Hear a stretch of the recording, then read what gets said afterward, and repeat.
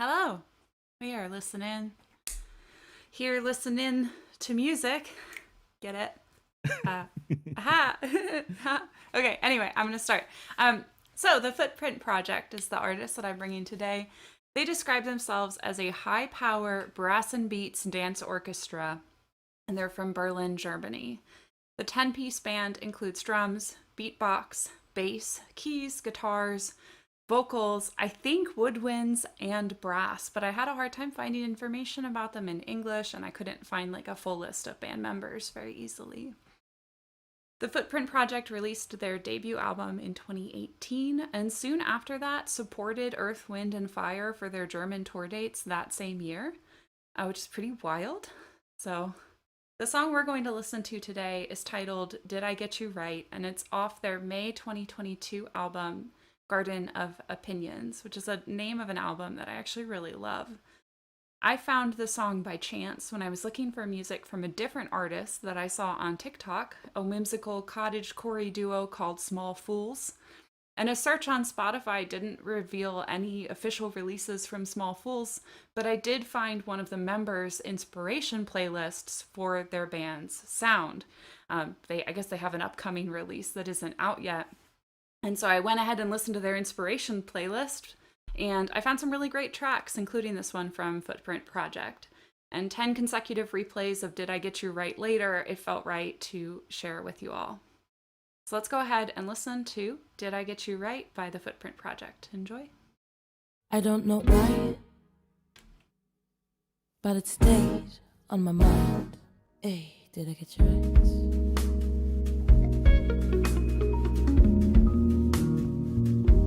Oh, did I get you right?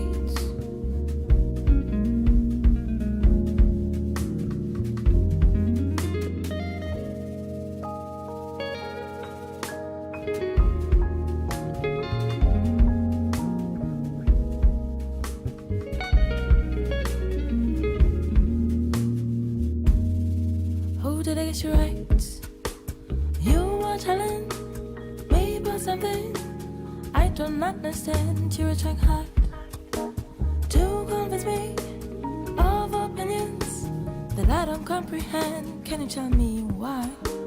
That's your reason for believing you get what you need. I don't really know what you're hoping, mind controlling, but it won't work on me.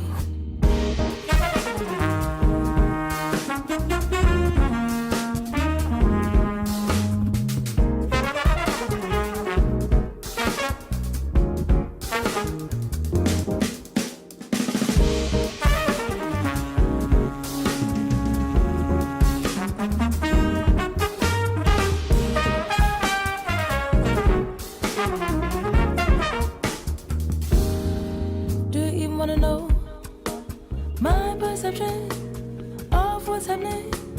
Or do you just don't care who was about to leave? But then I waited, sat down debating to make you more aware. Did you get me right? I won't let you try to pursue your goal to bring me down. Know what you should try. Just once listen, hear what you're missing and what you could have known.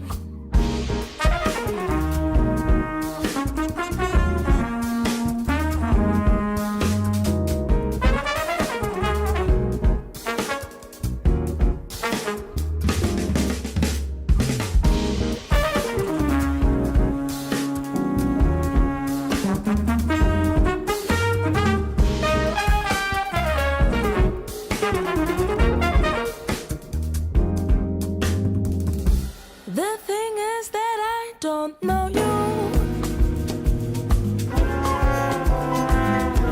but realize I don't want to. Won't share your outdated visions. They lead you to bad decisions. I don't know why.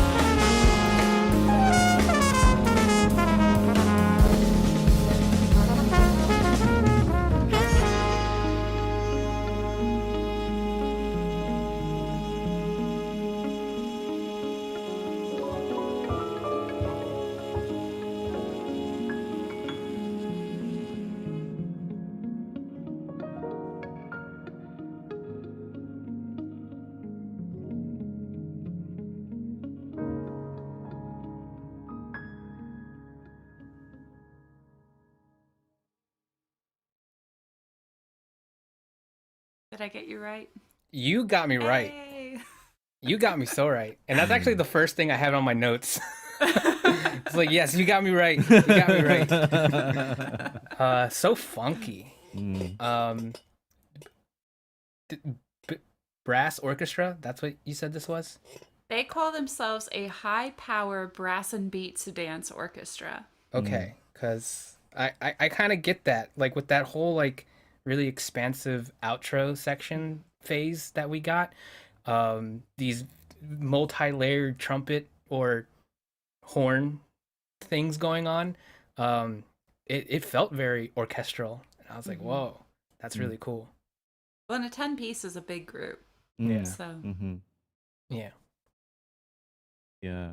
To me, it had a very like mid '90s jazz vibe to it. And it's obviously like is jazzy, but like that specific era of jazz to me was like kind of leaping out at me. It reminded me very much of the Cowboy Bebop soundtrack, which I obsessed over in high school. um, Mhm.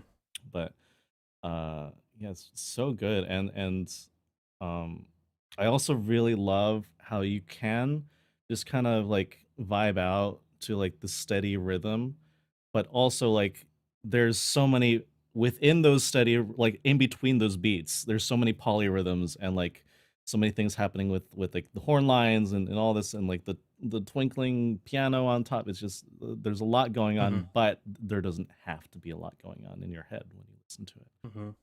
That outro is almost just straight polymeter. Mm. I don't know if it's just playing triplets but there's that very consistent, and you kind of lose all other sense of time, but there's that very consistent do do do do do do happening. Yeah. It just does not stop. But it makes it Dog. so fun. Hello, dog. Dog does not like There's a- polyrhythms. Dog does not like polymeter at all. Nope. You gotta keep Sorry, things simple. dog.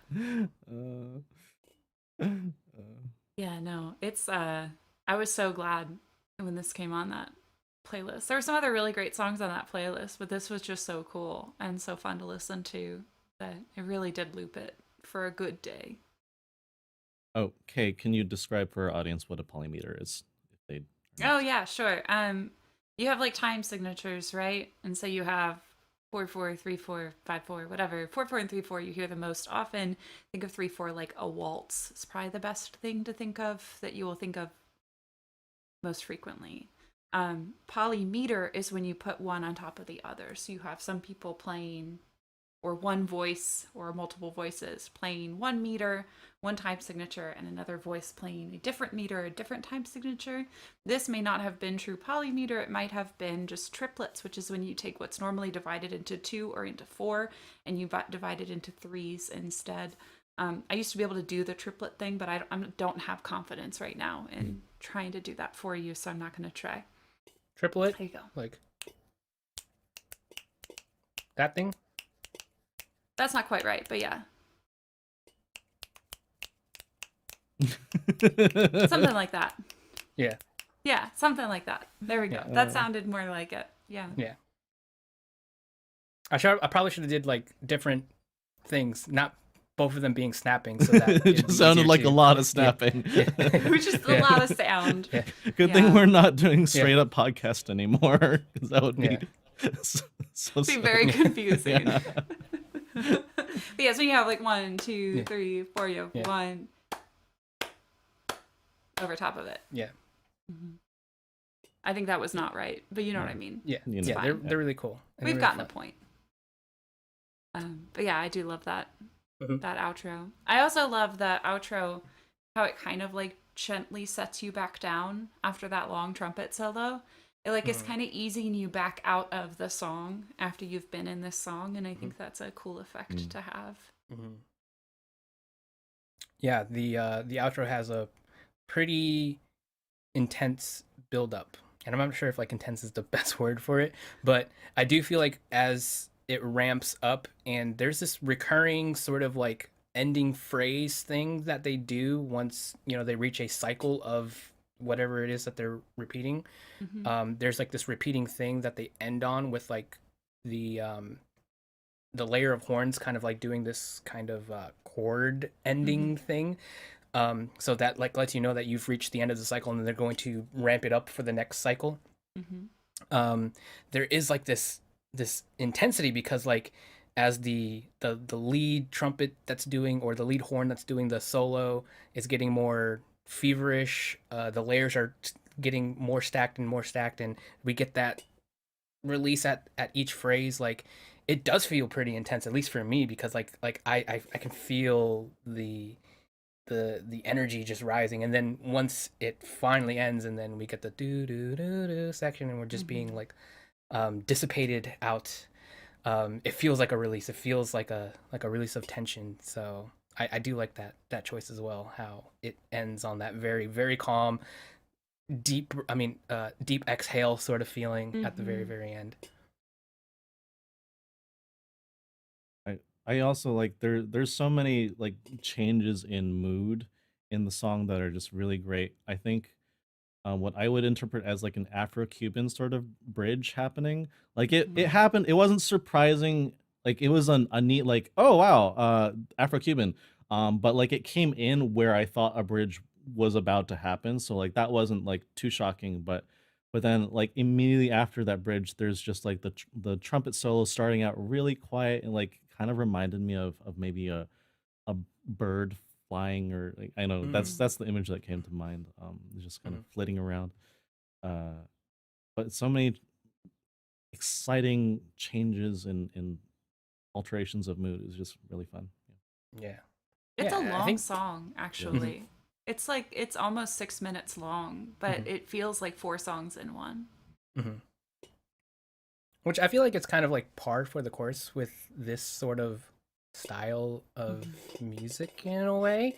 That beat switch that happened, it took me by surprise, actually. I wasn't expecting that. And I think maybe it was because like my mental focus was like so latched onto the vocal stuff that was happening, the lyrics. There's a story going on with the lyrics. I think like when we get this sort of jazz fusion funky sort of music, the lyrics have a theme, but usually the lyrics are snippets. They're like meant to be repeated. They're more about like a vibe, and so like they're it's more about hooks and things like that.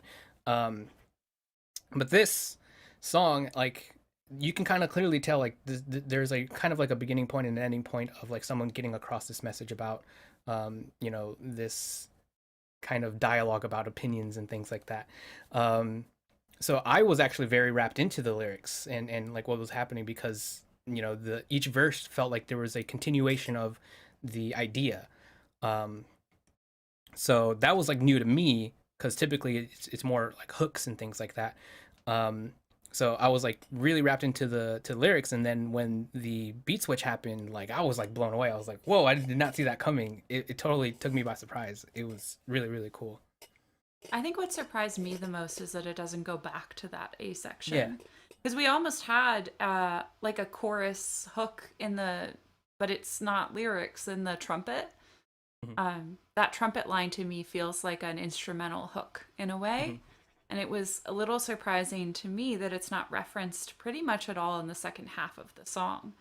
We go into a whole different world and we finish off the song in that world instead. You're talking about the bada bada bada bada bada bada bada bada. Do-do-do-do-do-do. Yeah, that one. Yeah, that's really cool. I like that part. Oh, You first. fight you for it. Talking about the solo, I thought it was funny because I remembered the last show that we did when we had Sam Johnson on. We made a reference at the time to like repeating things until it sounds good, and how that's a thing in jazz, and very much you hear that in this solo. That trumpeter hits that do do do do, and then it's like that wasn't quite right, and then he just keeps doing it until it sounds like it was intentional, and it may have been intentional all along. Something just fell, but yeah, I thought that was a funny reference to last episode. Yeah. Yeah, and I think like it also worked so well with the way that they were playing as well. Jesse was saying like it made him think of like a bird. Um, and there is this very delicate, very soft tone. Even someone in the chat Trick said that this is the calmest, most smooth trumpet. And I agree. And there's like this fluttering quality to that tone that's happening during that section, and I feel like th- just how beautiful it is. Like you could, it's like you know how you run into those voices where that voice is so like uh enrapturing in a way where it's like this person can read the back of a like shampoo bottle and you're like I want to listen to this person. I feel like I get that quality from this trumpet, so even if like they made a mistake or whatever, that tone just like feels like it still like grabs your attention. And then hearing that repeating line where it was like that little part where it's like little it's not a triplet but it's like a 3 note little sequence. um it it lends so well to that fluttery sort of tone because it feels like a flap of a wing in a way. So yeah, it worked out really well for it. The tone in combination with the repeating little fluttery note sequence. There are no mistakes in jazz, by the way. I think that really speaks to the quality of the musicians, the quality, the ability of that trumpet player. Because I think one of the markers of the difference between like a good musician and a great musician is the ability to not just hit the notes, but be expressive and inflective and have a lot of variation in how you can portray those sounds. They did that. Yeah. Yeah, I think that's a good point to make too about the fact that the vocals don't come back after that beat switch. Yep. We get them for the first half and we have like a vocal focused song kind of, and then we get into that beat switch and they don't come back. But I really like the vocalist's tone, but I didn't feel like it was missing something to not have her for the second half because those trumpet lines and the pianist too, and the way the pianist is playing in the background and all of the weird chords they're hitting. And of course I'm hitting like dissonance happiness right now, but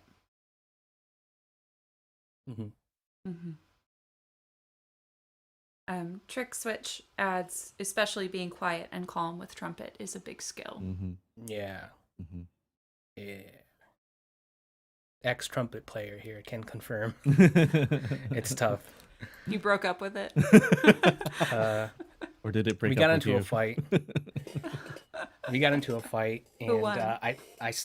I did. I punched it really good, and now it's all beat up, and I put it in my closet over here. So You didn't hang it on your wall like people do with antlers from the deer that they kill? No, not these kinds of horns. Sorry. Good one. I'm just imagining a deer with like trumpets on its head. Yeah. Hilarious. I had one more note, and that's about the first half of the song. We call it the first half and the second half. And that is, I appreciate all of the things that they do in the background to make the repetition no longer feel like repetition, especially with that instrumental hook that's happening. But really throughout, there's like a drum fill that changes every time it comes back. There's a drum fill there every time, but it's a different drum fill. The pianist is hitting slightly different lines, slightly different chords or voicings every time. And it made it so I could repeat this 6-minute song for an hour straight and not feel like I was listening to a 6-minute song for an hour straight. Right. It gives me a similar sense of joy that, like, oh no, I've forgotten the name of the song. Is it 4 a.m. or 2 a.m.? City Pop. 2. Yes. Hold on. 4 a.m. 4 a.m. by Teiko Onuki. Which is like another 6 or 7 minute song. If you've never heard it before, it's incredible. I'll post it on our Discord as well. But it made me, it gives me a similar vibe and journey to that song, although much, much chiller than 4 a.m. Despite the time. That's all I have. Cool. Yeah, Anything else? the last note that I have, the reason why I felt like, yeah, you got me right with this song was that it reminds me of um some bands that I already listened to that I really really enjoy. One of which, this sounds like so much like Snarky Puppy. It has like a very Mm. Snarky Puppy feel, and I love that so much, and that made me wonder, is like, do you already have an opinion on Snarky Puppy? Have you listened to them before, or is this sort of like sound only with this band for you? Like, have you only experienced this sort of sound with this band? I'm curious. I definitely haven't only I'm checking Spotify right now to see if I've ever listened to Snarky Puppy because I don't remember. I know that they've been recommended to me before. Mm-hmm. Um, but I definitely have heard this sound before. I mean, it's just kind of jazz, right? It's just like Yeah. modern-ish funky jazz. Mhm. I don't have an opinion on Snarky Puppy at the Okay. moment, and I don't remember how to check if I've ever listened to them. Mhm. Well, they are That pretty wasn't snarky, helpful. so just be ready to deal with that. You'll have to send Um, me some Snarky Puppy. Yeah, for sure. I think like Snarky Puppy is. I feel like for me, the similarities when I was listening to this was mostly in the um like the arrangement of instruments, not the execution of them. I think the arrangement and to some extent the execution is very similar. So if like you like what's happening here instrumentally, there chances are there's going to be overlap with Snarky Puppy. But I think like as a I think there is like a difference with like what Snarky Puppy does, at least from what I can tell with this one song from this band, which I this is the only experience I have, but like this feels more vocal. Mm. Uh, English is tough today. It feels more vocal driven Focused? in Okay. yeah vocal driven, um, where Snarky Puppy does have songs that have lyrics or singers and things like that. But I would say like the ratio is probably like 1 to 4 for their catalog, where it's one part you get vocal songs, the other 3 4 is mostly instrumental. So like people who like what they're hearing here and want more of it somewhere else probably aren't going to get it from Snarky Puppy. At least I'm just taking a guess here, because if they like the vocal aspect of this, they will get it at Snarky Puppy, just not as often. So maybe they won't vibe as much with Snarky Puppy because it's more instrumentally focused. The songs are like 6 to 7 minutes long on average, so it's like, am I going to be up for that all the time with Snarky Puppy? But like, if you like this kind of like jazz fusion, funky sort of stuff, Snarky Puppy is not like too dissimilar to Dusty Bot says on Discord says I've never listened to Snarky Puppy, so Okay. I also just Cool. want to keep saying Snarky Puppy. Yeah. They did a really good job picking their band name based on what Yeah. is most fun to say out loud. Yeah. But yeah, that's my whole little Snarky Puppy note here. I'll share a song in the Discord so Yeah. y'all can see. Just make sure when you send that Snarky Puppy, you poke holes in the box so it can breathe. Yeah. Sure. Maybe muzzle it if it's too snarky. We don't want to get bit when we open it. Freight train it a bit. All right, are we good? Add some puppy pads. Jesse, you have anything else? Nope. I loved it. Okay, cool.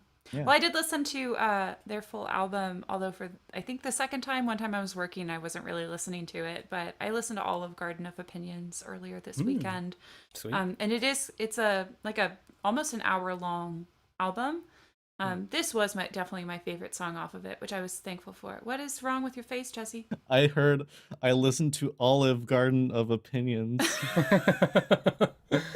Wow, I didn't catch that, but yeah, you're right. I got free breadsticks while I was listening to it. They were unlimited. So it's an hour long with unlimited breadsticks, and This definitely ended up being my favorite song, which is actually kind of good because I was really worried I was going to find one I liked more and then regret having chosen this song for it. But it was a really nice to listen to. It has very much a similar vibe. Some things are a little bit more experimental, perhaps, than this song is. So check out Garden of Opinions and Footprint Project. Mhm. And Snarky Puppy and Olive Garden, if that's your thing. Yeah. That's all I got.